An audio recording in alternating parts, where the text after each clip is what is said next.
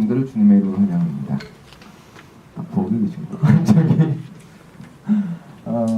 오늘은 마더스데이입니다. 아까 광고 시간에 말씀드렸지만 어머니의 날은 세상의 모든 어머니들, 바꿔 말하면 세상에서 모든 생명을 가진 것들을 기르고 사랑하는 모든 존재들에게 드리는 날입니다.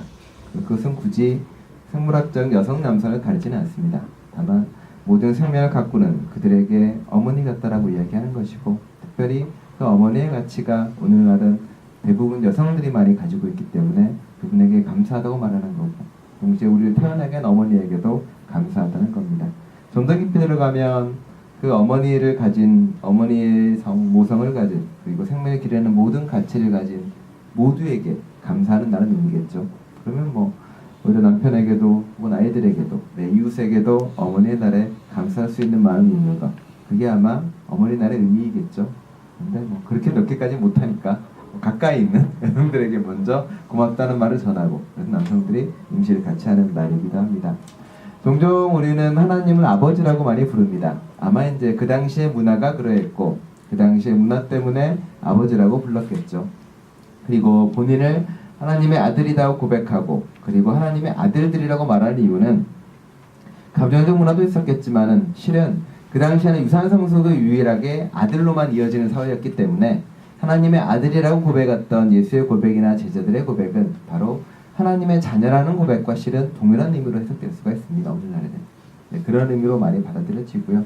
그리고 구약의 성서에는 단순하게 하나님을 남자로만 묘사하지는 않습니다. 에레미야서나 에스겔에서 보면 어떤 말 나오냐면은 하나님이 나를 태중에서 지켜주시고란 말입니다. 하나님의 태에서 나를 지켜주시고란 말도 나오고요. 또는 하나님이 나를 낳으셨다는 표현도 종종 나오기도 합니다. 하나님이 단순한 남성이 아니라 수없이 많은 여성과 모성을 지닌 하나님의 모습이 종종 나와 있기도 하다는 거죠. 바꿔 말하면 오늘 읽는 요한복음에도 그런 이야기가 나오고 있습니다. 우리는 부활에 대한 그 공동체의 고백들을 하나하나 해나가고 있습니다. 요한 공동체의 고백은 다른 공간복음서와는 조금 다른 모습을 보이기도 합니다. 부활한 예수님을 만나는다는 것은 어떤 의미일까요? 만일 후 미래를 한번 생각을 해봅시다. 제가 이제 죽기 얼마 안 남았고 마침 과학이 발달해서 이렇게 공유 같은 몸을 지닌 이렇게 인공지능 로봇가 만들어져요.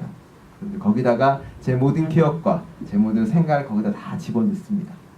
많은 기억들을. 그리고 나서 그가 깨어나요. 나는 이제 그 모든 내 것을 가져간 그 로봇과 마주하게 되겠죠. 근데 그 사람이 저일까요? 아니면 그 사람이 만약 누군가를 만나게 되면 여러분들은 저를 만났다라고 생각을 하게 되는 걸까요? 뭐 미래의 일이겠죠. 저는 아닐 것 같아요. 뭔가가 다를 것 같다는 느낌만, 막연한 느낌만 가지고 있습니다. 여러분의 모든 지식과 생각과 모든 걸 컴퓨터에 집어넣고 그 사람이 그 컴퓨터가 응답하게 되고 말하게 되는 그 시기에 내가 만약 그를 만나게 되면 그를 그라고 생각을 할까요? 저는 아닐 것 같습니다. 예수를 만나는 것도 마찬가지입니다. 예수를 만나는 것이 예수에 대한 정보, 지식, 말, 모든 것을 안다고 해서 예수를 만났다라고 이야기하지 못합니다.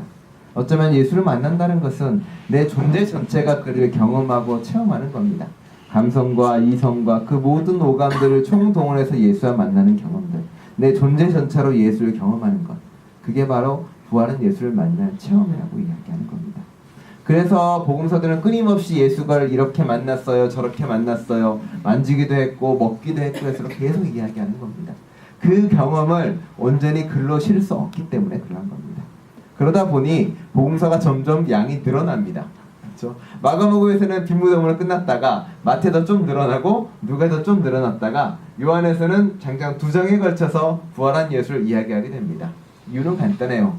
도대체 말로 설명할 수 없었기 때문에, 그리고 그들의 경험을 다시 한번 이야기하고 싶었기 때문에 그런 것 같습니다. 요한복음은 다른 공간복음서는 조금 다릅니다. 복음서로 들어와 있긴 하지만 역사적 예수에 대한 이야기보다는 순전히 그 사람들의 신앙 고백이 들어가 있습니다. 그래서 맨 처음부터도 말씀이 육신이 됐다는 이야기가 나오지 족보가 나오지 않는 이유이기도 하고요.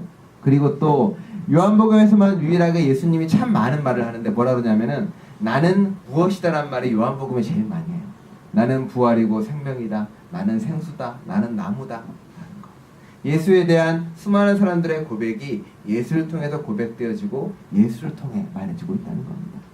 요한복음은 바로 그러한 특징을 가지고 있는 이야기이기도 합니다. 요한복음의 오늘의 부활에서 여러분이 한 말씀드린 적이 있습니다. 오늘은 마리아가 예수님을 만나려 하니까 예수님이 뭐라 그래요? 만지지 말란 말을 하게 되는 거죠. 그건 저번에 한번 설교 때 말씀을 드렸죠. 그런데 얼마 지나지 않았더니 이제 나를 만지란 말도 해요. 제자들이 나타나서 나를 보고 나를 만져라. 그리고 도마가 오니 도마에게 자신의 상처를 보여주기도 합니다. 더 나아가서 베드로에게서는 이제 같이 빵도 먹고 음식도 먹는 여러 가지 모습들을 보여주게 됩니다. 왜 그렇게 달라지고 왜 그렇게 변화된 모습들을 보여주는 걸까요? 아마 요한 공동체는 이런 말을 하고 싶었던 것 같아요. 부활한 예수를 만나는 방법은 하나만 있는 게 아니다. 부활한 예수를 만나고 체험하는 것은 여러 가지 방법과 여러 가지 모습으로 드러난다. 여러분이 예수를 만나는 그 수많은 방법들 중에 하나를 통해서 예수를 만나고 경험해라고 이야기하는 겁니다. 마리아와 만났던 예수님은 이야기합니다. 나를 만지지 말아라고 이야기합니다. 왠지는 지난주에 저와 말씀드렸죠. 아마 과거에는 예수님과 마리아가 만났던 것은 마리아가 원했고 마리아가 바랬던 방식의 관계가 이루어졌겠죠. 왜냐하면 예수를 찾아갔고 자신들이 원하고 바라던 모습으로 예수를 투영했고 그리고 만났던 거고요. 수없이 많은 사람들이 예수를 찾아갔습니다. 그렇죠? 예수를 찾아가고 예수에게 다가가고 자신의 바램과 자신의 욕망을 가지고 예수는 이럴 거야 라고 믿고 찾아갑니다. 근데 예수님은 마리아에게 만지지 말란 말을 통해서 새로운 관계 맺음과 새로운 발걸음을 내딛게 됩니다. 네가 만났던 그 예수가 이제 아니야. 나는 다른 예수고 그리고 네가 만났던 예수가 잘못될 수도 있어. 다시 돌이켜보고 다시 생각해보자. 그리고 나와 함께 새로운 예수를 만나고 새로운 예수를 경험하자라고 이야기합니다. 그리고 예수님이 이제 좀 달라져요. 어떻게 달라지냐면 과거에는 예수를 위해서 사람들이 좀 찾아가죠. 이렇게 예수님이 거기 때 우르르 몰려가고 예수님이 저기 때 우르르 몰려가는 겁니다. 부활한 예수님은 어떻게 합니까? 달라집니다. 예수님이 찾아가기 시작합니다. 예수님이 문이 꽉 닫혀있는 제자들에게 찾아갑니다. 과거에 일자리로 돌아가버린 베드로를 찾아갑니다. 부활한 예수는 이제 더 이상 한 곳에 머물지 않습니다. 힘들고 어렵고 힘들고 아픈 사람들에게 예수님이 드디어 스스로 찾아가는 사람들이 됩니다. 그 찾아감을 통해서 위로하고 함께하고 붙잡게 됩니다. 새로운 관계가 시작되고요. 새로운 모습이 시작이 됩니다. 요한은 우리에게 그것을 알려줍니다. 예수님이 이제 여러분을 찾아갈 거야. 여러분이 바라는 곳에 예수님이 있는 것이 아니라 여러분이 원하는 그 자리에 예수님이 있는 것이 아니라 예수님이 너에게 찾아와서 네 옆에 있을 거야. 예수를 잃어버린 수많은 공동체에게 예수를 찾기 위해 수없이 방황하는 사람들에게 요한 공동체는 말하는 겁니다.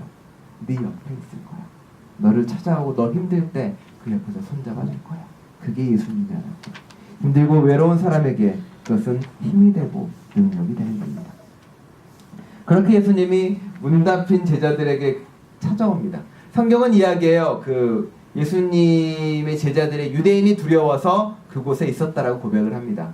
그런데 생각해보면은 그건 이제 아마 요한 공동체가 쓰여질 핍박이 있었던 시기였던 것 같고 저 시기에는 유대인이 무서웠다기보다는 제자들이 자신들 스스로가 좀 두려움에 떨었던 것 같아요. 자, 예수가 부활했다는 소식이 전해집니다. 사람 마리아를 통해서 그리고 여성들을 통해서 제자들에게는 어떤 마음이 들까요? 제자들의 마음속에는 반가운 마음이 들까요? 무서운 마음이 들까요? 제자들은 예수를 버렸던 사람들입니다. 예수가 사양대가 도망갔던 사람들이고요. 다 뿔뿔이 흩어졌던 사람들이에요. 그래도 여인들은 그 미안한 마음에 여러 가지를 가지고 예수를 찾아갔지만 남자 제자들은 다 숨어있던 상태죠. 제자들의 마음은 복잡합니다. 야, 걸리면 죽었다 하는 마음도 있었겠죠. 왜? 예수님의 분노한 모습도 많이 봤기 때문에 야, 혼나면 어떡하지? 큰일 났다라는 두려운 마음도 있었겠죠. 유대인도 무서웠지만 실은 예수를 다시 만날 마음도 두려움도 많았고 어려움도 많았을 것입니다. 그런 그들에게 예수님이 나타납니다. 그리고 한마디 하죠. 욕하는 게 아닙니다. 너희 이런 게 아니라 평화라는 말을 전합니다. 예수님이 달라졌어요 라고 생각을 하겠죠. 그랬던 것 같아요. 요한복음에 부활한 예수님은 조금 달라집니다. 보면 이렇게 엄하기보다는 어머니와 같은 모습을 보여줍니다. 용서해주고 사랑해주고 감싸주는 모습을 보여줍니다. 저는 미국을 많이 안 가봤는데 미국의 워싱턴에 가면 이런 게 있답니다. 이게 전쟁박물관 앞에 놓여져 있답니다. 전승기념탑인데 아마 미국이 말하는 승리, 미국이 말하는 평화는 아마 저기에 다 포함되어 있는 것 같아요. 땅에다 점령하고 깃발 꽂고 여기가 내 땅이야, 우리 구역이야, 넘어오지 마. 이곳이 평화가 이루어진 곳이야 라고 믿습니다. 미국의 특징이고 오늘날 많은 사람들이 하는 거죠. 이걸 본받아서 많은 교회들이 가끔 이 짓을 합니다. 이렇게 어디 절 돌아다니면서 이렇게 석상 목 자르고 막 이렇게 하죠. 깃발 꽂고 여기는 하나님 땅 이렇게 많이 합니다. 이 뜻은 뭐 이게 평화이고 이게 주님이 생각하는 샬롬이라고 믿는 사람들이 있는 거죠. 하나님 깃발이 펄럭이는 곳, 그리고 그곳이 평화의 땅이다라고 믿는 곳. 미국의 영향이기도 한 것 같아요. 전승기념, 승리기념에는 늘 언제나 이런 깃발 뽑는 군인들의 모습이 나와 있는 게 전승기념탑의 모습이고 전승기념관의 모습이기도 합니다. 이것도 마찬가지입니다. 이것도 동유럽의 한 우크라이나를 알고 있는데 거기에 있는 전승기념탑의 모습입니다. 그렇죠? 여기는 아무것도 없고요. 오로지 그 길을 떠나고 전쟁을 떠난 아들을 기다리는 어머니 상만 그려져 있습니다. 이들이 고백하는 승리는 어떤 걸까요? 이 사람이 고백하는 평화는 어떤 걸까요? 아마도 이 탑을 만든 사람은, 이 여인을 기다리는 사람은 그런 마음이었을 것 같아요. 승리는, 평화는 전쟁에 나간 아들이 돌아오기를 바라는 어머니의 마음이고 그 아들이 돌아왔을 때 진정한 평화가 이루어지는 거다라고 믿었던 것 같아요. 승리라는 것이, 평화라는 것이 바로 그런 것이다라고 말하는 겁니다. 전쟁이 없는 세상이고 이별이 없는 세상이고 어머니가 상처받지 않는 세상이라고 아마 말하는 거겠죠. 그리고 그곳에 한 곳에 이 동상이 있습니다. 가족이 다시 만나는 곳. 아마 이곳을 평화라고 이야기하는 것이고 이것이 바로 평화라고 이 작가, 이 조각가는 생각했던 것 같습니다. 어머니 날의 유래를 아시나요? 어머니 날의 유래는 실은 바로 이런 비슷한 이야기입니다. 어머니 날은 원래 한 어머니가 그 2차 세계대전에 전쟁에 수없이 떠나보내고 아들이 죽고 그리고 괴로워하는 주변의 이웃을 바라보게 됩니다. 그래서 한 어머니가 그들을 위로하고 함께하고 더불어 하기 시작을 합니다. 그리고 우리가 이런 전쟁 없는 세상, 아픔 없는 세상을 함께 만들어 가자. 그리고 우리 서로 위로하며 평화를 만들자라는 어머니가 있었습니다. 그리고 그 어머니가 돌아가시자 그 딸이 그런 어머니를 기억하면서 하얀 카네이션을 두고 평화를, 그리고 더 이상 이 어머니들이 상처받지 않는 것, 그리고 더 이상 그렇게 평화를 만들어갔던 어머니를 기억하기 위해 어머니 날을 만듭니다. 인터넷에 나와 있어요. 검색하면 나옵니다. 이게 이제 그런 식으로 쭉 흘러갔는데, 근데 이 어머니 날을 만든 분이 한참 뒤에 어머니 날 폐지 운동을 합니다. 왜 그랬을까요? 이 의미는 사라지고 화해사 꽃사람만 부흥이 되는 겁니다. 갑자기 하얀 카네이션을 하다가 하얀 카네이션이 떨어니 빨간 카네이션을 만들자 그래서 이렇게 화해사업만 용서해주고 상업화돼 버리니까 이분이 결국에 맨 마지막에는 아내라고 이야기하면서 바꾸기 시작을 합니다. 자, 그렇게 해서 이제 요한복음의 기자는 하나하나 다른 이야기의 삶을 살아가게 되는 거죠. 그리고 어머니의 삶을 전하기 시작을 합니다. 근데 궁금해졌어요. 저는 성경을 보면서 제자들에게 여러 번 나타납니다. 여러 번 나타났는데 어느 순간 도마에게는 자신의 상처를 보여주고 자신의 아픈 곳을 보여주고 그곳을 만지라고 이야기합니다. 의심하는 도마에게 그에게 확신을 심어주기 위한 그냥 그 깨달음을 위한 이야기일 수도 있습니다. 또 다른 의미가 들어있습니다. 제자들에게 온 예수님은 제자들에게 평화라고 전하고 한마디 더 하죠. 뭐라 그럽니까? 숨을 불어넣어주면서 세상으로 나가라라고 이야기합니다. 숨을 불어넣는 얘기는 성경에 3번밖에 안 나와요. 한 번은 세상을 창조할 때, 두 번째는 에스겔이 마른 뼈를 살려낼 때, 그리고 시장에서는 유일하게 여기만 나옵니다. 숨을 불어넣는다는 건 뭐냐면 절망과 아픔과 고통에 있는 사람에게 새로운 생명을 준다는 겁니다. 예수님은 그렇게 부활의 생명을 우리에게 나눠주는 겁니다. 요한이 고백하는 부활한 예수를 만나는 경험, 바로 그런 경험입니다. 예수의 숨을 받아서 생명이 가득 차서 밖으로 나가는 삶. 그 밖에서 부딪히고 싸워나가고 애쓰는 삶. 그런데요, 밖에서 싸워나가고 부딪히면 어떻게 될까요? 예수의 진리로 살아갔던 사람들이 있습니다. 요한 공동체의 사람들이 있습니다. 그 사람은 예수의 진리를 위해서 밖에 나가서 그 생명을 위해 외치고 싸우고 주님의 진리를 전파합니다. 그들의 몸에는 이제 수없이 많은 상처와 고난과 아픔이 있습니다. 그렇죠? 그리고 다시 돌아옵니다. 그리고 예수님께 이야기하겠죠. 하나님, 당신의 진리와 당신의 권위, 당신이 하나님의 아들이라고 이야기하고 하나님의 자녀라고 이야기했는데 나는 그렇게 살았는데 지금은 이렇게 상처투성이에 아무것도 이루지 못했습니다. 씨를 뿌렸는데 열매 맺지 못했고 나의 수많은 선의들은 오히려 악의가 되어서 나에게 돌아옵니다. 내가 베풀었던 손은 천냄을 당하고 오히려 칼로 무기로 나를 아프게 합니다라고 요한 공동체는 고백을 합니다. 그러자 예수님이 보여줍니다. 그게 바로 도마의 복음입니다. 자신의 상처들, 자기가 받았던 손바닥의 상처, 자기가 받았던 옆구리의 상처를 보여주는 겁니다. 나도 그렇게 상처받았다고. 의심하는 도마에 대한 이야기가 아니라 수없이 많은 사람들, 예수가 이렇게 해도 안 되는 의심하는 도마와 같던 요한 공동체의 사람들입니다. 그럼 그에게 보여주는 겁니다. 그래, 맞아. 네가 당한 상처와 네가 당한 아픔과 네가 당한 괴로움은 그게 맞아. 그게 내가 당한 고통이고 내가 당한 아픔이야라고 이야기하는 겁니다. 도마에게 보여주는 상처는 그냥 진짜야, 나는 가짜가 아니야 라고 보여주는 게 아니라요.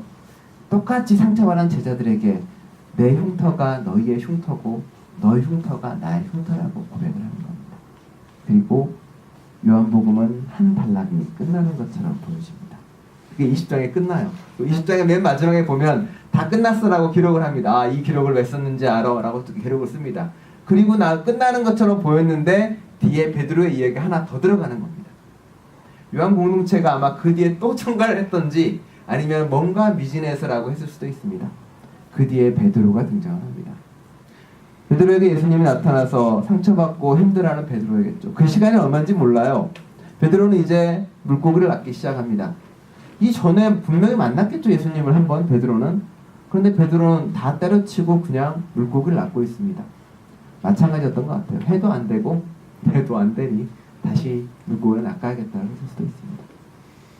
그런 베드로에게 예수님이 나타나서 다시 한번 말하는 겁니다. 가자. 또 해보자. 포기하지 마라. 그러면서 예수님이 물고기를 구워주고 빵을 주고 그런 삶을 살아가는 겁니다. 요한복음은 우리에게 그 이야기를 해주고 싶었던 것 같습니다. 요한 공동체는 그 이야기를 해주고 싶었던 거고요. 힘들고 어렵지만 괴롭지만 힘들지만 너가 받은 그 상처가 내가 받은 상처와 똑같다라고 이야기하는 거고 예수님은 힘들고 어려운 너에게 와서 물고기와 빵을 주는 존재라고 말합니다. 옛날에 예수가 베드로를 처음 만났을 때 뭐라고 했나요? 야, 그 그물 던지고 배 던지고 나 따라와라고 이야기합니다. 근데 오늘의 예수님은 그렇게 얘기하지 않아요. 열심히 일하는 그 물고기, 네가 일했던 그 일상의 공간, 그 직업의 공간, 그 삶의 공간을 버리고 나를 따라오는 게 아니라 그 물고기를 가지고 와서 배고픈 누군가를 대접하고 함께하자. 요한 공동체에 던지는 예수님의 말씀입니다. 예수님은 어쩌면 부활 후 성격이 부드러워진 건지 모르겠지만 좀 더 모성과 어머니의 모습이 훨씬 드러나 있는 모습을 우리에게 보여주고 있습니다. 김용택의 시 좋은 엄마라는 시가 있습니다. 우리 김한나 입사님께서 목소리로 읽어주시겠습니다. 좋은 엄마 김용택. 좋은 엄마는 나를 강가로 데려다 줍니다. 좋은 엄마는 나를 나무에 기대게 해줍니다. 좋은 엄마는 나를 흙과 바람과 흙잎에게 데려다 줍니다. 좋은 엄마는 나를 친구에게 데려다 줍니다. 좋은 엄마는 해가 지면 나를 부르러 강가로 옵니다. 이슬아 밥 먹어라. 달림아 밥 먹어라. 나를 부르러 강가로 옵니다. 이슬아 밥 먹어라. 네. 그렇죠? 오늘 공감 가시겠네요. 우리 오치 예수님도 그렇고요. 일어나세요. 좋은 엄마는 예수님이고요. 좋은 엄마는 하나님이고 하나님이 좋은 엄마고 하나님이 좋은 예수님입니다. 그리고 그 사명의 실은 우리에게도 이어집니다. 우리가 좋은 엄마가 돼야 되고 우리가 좋은 엄마로 누군가를 생명으로 데려와야 됩니다. 그걸 잊고 있는 게 바로 우리이고 실은 교회입니다. 교회는 하나님의 자궁이고 하나님의 태입니다. 교회 안에서 새로운 생명을 만들어서 내야 되고, 교회 안에서 새로운 생명을 일으켜야 되고, 교회 안에서 힘들고 어려운 자에게 회복시키는 것, 그 사명을 이어받는 것이 바로 우리의 역할입니다. 대신 모든 분들이 좋은 엄마로서의 교회를 만들고 좋은 엄마로서의 그리스도인 여러분 되시기를 간절히 축원합니다. 기도하겠습니다.